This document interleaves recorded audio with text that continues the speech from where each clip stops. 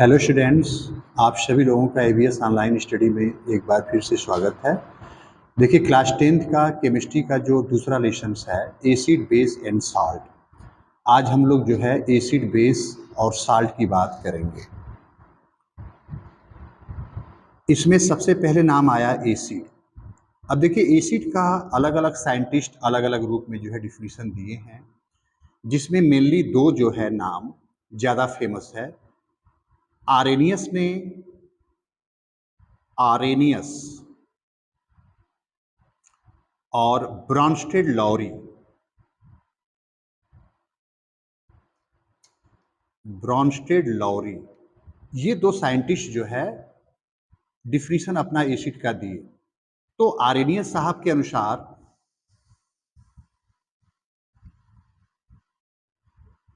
Arrhenius ये क्या बताए? आरेनियस के अनुसार एसिड ऐसे सब्सटेंस होते हैं जो वाटर में हाइड्रोजन आयन देते हैं। माने दो substance which gives hydrogen ion in water is called Arrhenius acid. दो substance which gives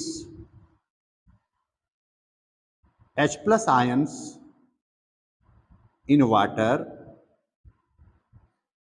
is called arrhenius acid। अब जरा एग्जाम्पल की बात करें, HCl को यदि हम वाटर में डिजॉल्व करें तो H प्लस और Cl माइनस बनेगा। इसका मतलब यहाँ पे देख रहे हैं कि H प्लस आयन HCl से निकल रहा है, तो HCl को हम लोग आरेनियस एसिड बोलेंगे। दिस इज हाइड्रोजन आयन और HCl is called Arrhenius acid. तो अभी हम लोग देखें कि ऐसे सब्सटेंस जो वाटर में हाइड्रोजन आयन देते हैं उनको आरेनियस एसिड कहते हैं।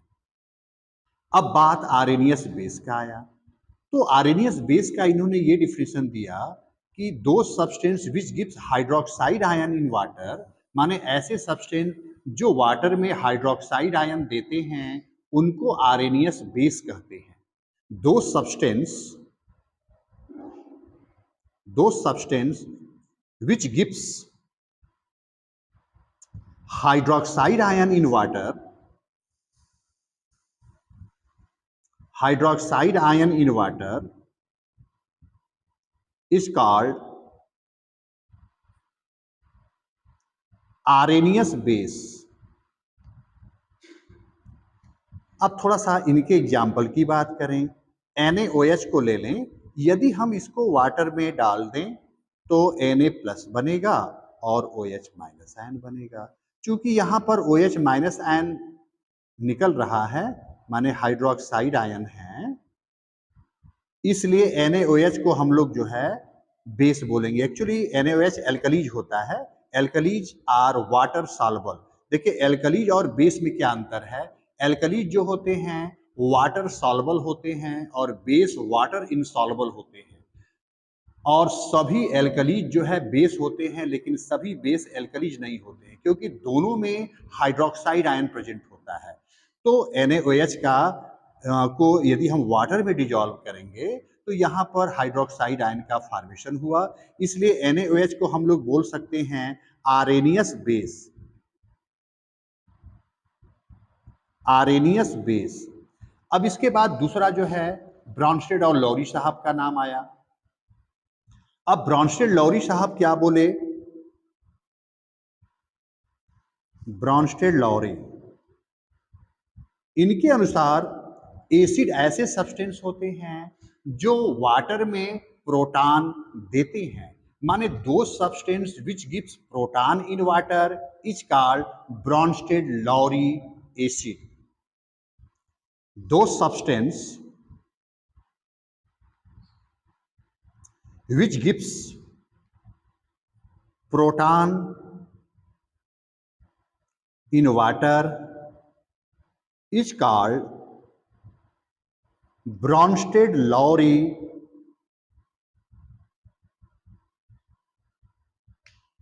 एसिड। और ऐसे सब्सटेंस जो वाटर में प्रोटॉन लेते हैं उनको हम लोग ब्रॉन्स्टेड लॉरी बेस कहते हैं। माने ऐसे सब्सटेंस जो वाटर में प्रोटॉन देते हैं उनको ब्रॉन्स्टेड लॉरी एसिड बोलते हैं, जो वाटर में प्रोटॉन लेते हैं उनको ब्रॉन्स्टेड लॉरी बेस कहते हैं। दो substance which accept proton in water is called